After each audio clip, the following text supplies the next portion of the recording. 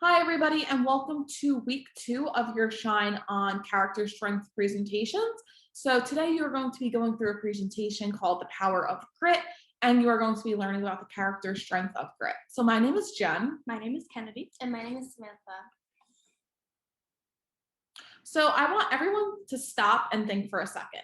So I'm going to read you a question. You can close your eyes and you can kind of just think about the question, maybe an example in your own life or just the question in general. So you're going to think about, have you ever wanted to give up on something because you originally failed? So I'll read the question one more time and you can keep your eyes closed. Have you ever wanted to give up on something because you originally failed?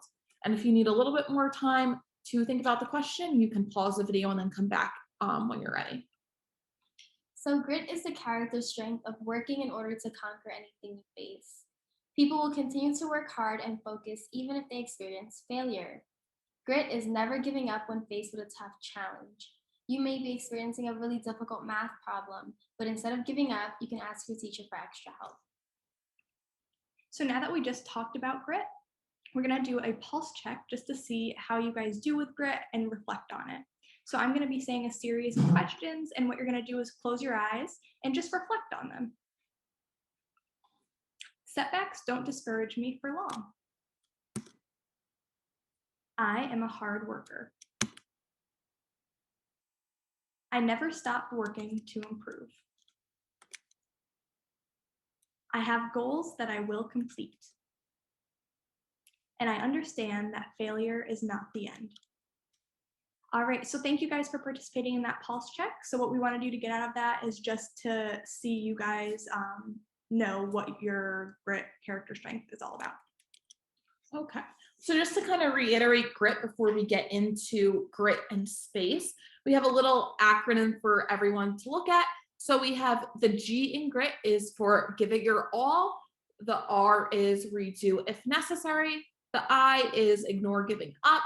And the T is take time to do it right. So all those things kind of lead into the definition of grit, which is not giving up and getting up that mountain, even when you have setbacks, even when you have failures, you still are determined to do it again and again and again until you experience success. And it's okay if it takes many times. That's also the point of grit, is you don't let the amount of times it takes you to do something right set you back. So at NASA, since 2010, the SpaceX missions have been working to successfully launch and land reusable booster rockets. These rockets send supplies up into the International Space Station. What you'll notice in this video is that there have been consistent failures where the rocket is not able to land in a stable way. Consistent failures contributed to has contributed to consistent successful landings. And you know the phrase, fall down 9 times, get up 10.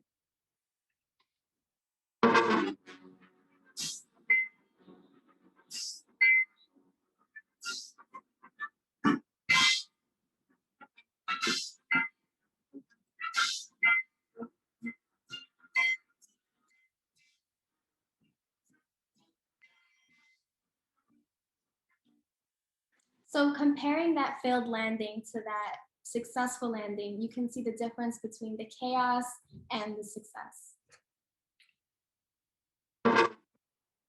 So our next failure is a little bit different than the one that Samantha gave. So this one is called the Mirror 18 exercise equipment in the eye. So I want everyone to stop and think again for a second. You can turn and talk to a peer if you would like. And I want you to talk about if you have ever gotten soap in your eye before and how that felt. Okay, so now that everyone is back and everyone has had that conversation, I'm sure that many of you have probably gotten soap in your eye before. I know I have, and to me that is so painful. So we are going to be talking about an astronaut who got something in his eye when he was in space. So in 1995, an astronaut named Norman Thagard, he's pictured right here, was working out in space. And now astronauts also need to constantly be working out to stay in shape for the physical demands of their job. And he was using these elastic bands that you see here. They're in all the colors on the bottom of the screen. And he was doing a knee bend exercise. And when he was doing that exercise, a piece of the elastic snapped and fell upward and hit him in the eye. So I'm sure you all can imagine that if something hit you in the eye and then it got stuck in your eye, that would probably really hurt. So he was in so much pain after that, he found it hard to look at light. And as an astronaut, you need to have very good vision. You need to be able to look out at the spaceship and see light because you're up, all way, way, way up in the sky. So there's a lot of light up there. So he really had to persevere through this pain because there was no doctors on the spaceship to help him, and there was no hospital that he could go to or any doctor nearby where he can get treated immediately. So he was given eye drops, and that eventually allowed his eye to heal. But in that moment, I'm sure he really wanted to give up because that was probably a really difficult thing that he had to go through. But he was able to get the eye drops that he needed and persevere through that pain. So our last failure that we're going to mention from space was from Apollo 13. And we're actually going to watch a video after that from a movie that details this in more depth. And so this one was when an oxygen tank exploded while they were in space. So the astronauts had to work side by side the other engineers and all the staff of NASA to kind of fix this oxygen tank in order for them to make it safely back to Earth. So as you can imagine, this must have required a lot of grit. They had to go through many trials and errors and make sure that everything would work. And also they had to use the things that the astronauts had up in space. They couldn't just send anything up to them. So they had to work very carefully. And yes, they definitely had to use a lot of grit.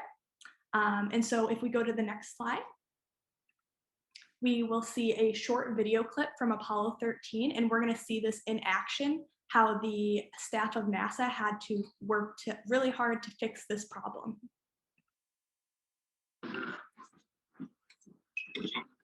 About situation brewing with the carbon dioxide. We had a CO2 filter problem on the lunar module, 5 filters on the LEM. which are meant for 2 guys for a day and a half. So I told the doctor, they're already up to 8 on the gauges. Anything over 15, you get impaired judgment, blackouts, the beginnings of brain asphyxia. What about the scrubbers on the command module? They take square cartridges. The ones on the LEM are round. Tell me this isn't a government operation. It just isn't a contingency we've remotely looked at. Those CO2 levels are going to be getting toxic. Well, I suggest you gentlemen invent a way to put a square peg in a round hole.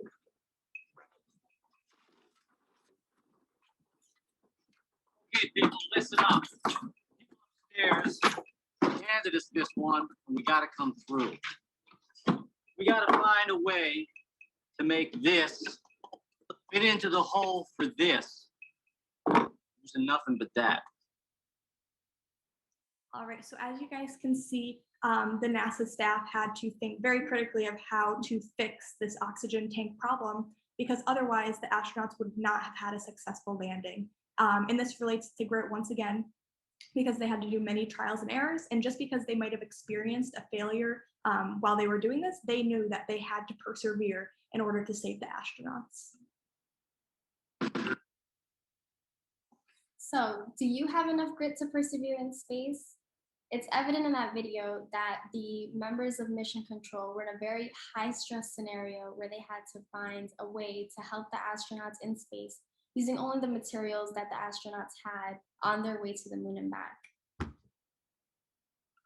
Okay, so now we are going to pretend like we are those astronauts in that situation, and we're going to work through our own challenge. So today we are going to be making paper airplanes. So it's okay if you've never made a paper airplane before in your life. This is also part of the challenge that we're going to take you all through. So I want you to take a few minutes to go either gather some paper around your classroom or anything that can be folded easily. So if you have maybe thin cardboard, and if you're at home, you can go grab some paper as well. Any type of paper will work, and then you can come back when you are ready. So in either small groups, so 2 or 3 of you, or alone, it's totally fine, you are going to try and come up with an interesting and creative design for making a paper airplane. So like I said before, it's okay if you never made a paper airplane before. Kennedy, Samantha, and I, we tried this challenge and we've never made a paper airplane before. So we kind of sat and we thought about what could we do to make a paper airplane. And we decided to use a piece of cardboard from a food box. And that's what we did. And we were gonna fly it, and we never flown it before. So you guys are going to be experiencing this airplane's first flight with us. And we will see if it's successful. And if it's not successful, that is okay. We're gonna talk about that in a little bit. So let's see how it goes. Oh no, I don't know if everyone can see it on the floor, but I don't know if that was necessarily that successful of a flight, but that is okay. So when you make your paper airplanes, try and fly them, see how far they go, see if they fly at all. Whatever happens, it is totally okay. The only thing you need to do is try to come up with a design. So you can pause this and then come back when everyone is ready after 5 minutes. All right, so thank you guys for participating in that activity. I know if you've never made a paper airplane, it might be really tricky to figure out, especially for us when we had to make our paper airplane. We didn't really know how to fold it. We had to go through a lot of trial and errors to get to this model that we have right here. And as we shown you guys before, when we flew it, it didn't really turn out that great. It didn't go super far, but that's okay because we tried and we can try again to always constantly improve. So I want you guys, we have a couple of questions for you guys just to reflect on this, and because we want to relate this back to our character strength of grit. So take a moment and turn to your friends, or if you were alone, just reflect onto yourself. What was difficult about building this airplane? So you can go ahead and pause this video and kind of discuss and then come back. All right. So especially for us, we knew that the folds, especially for making this, were extremely difficult. Sometimes we were like, we don't even know what to do next. But we showed grit in that we persevered and we made a good design. We kept trying again, and we eventually came to a good outcome. So 2 other questions that we have for you are, did you ever want to give up while making it? And do you think people should persevere even if they encounter setbacks? So go ahead and reflect on those questions and we will come back in just a second. All right, so giving these questions, again, these questions all relate to grit. So do you think people should persevere even if they encounter setbacks? If you said yes, I hope you guys did, because that is the whole message of what grit is all about.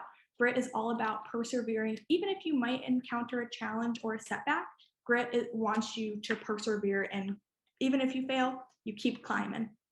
And we're gonna go back after this video and we're gonna try and maybe redesign this and see if it can go even further. And I hope you all do the same as well too, and see if you can come up with an even better design. And if it doesn't work better, that's okay too. That's all part of the engineering process. So if you could speak to an astronaut and ask them how have they shown perseverance through challenging times, what would you ask them? We've arranged some questions to get you started. You can ask, what was the most difficult part of your training to become an astronaut? Have you ever had any challenges while in space? Have you ever had any failures during training? And did you have to move living locations to work for NASA? If so, how did that make you feel? Thank you everyone for coming to this presentation. I hope that you all learned a lot about grit and that you feel more ready to keep trying even when you've experienced setbacks. Thank you. See you next week. Bye.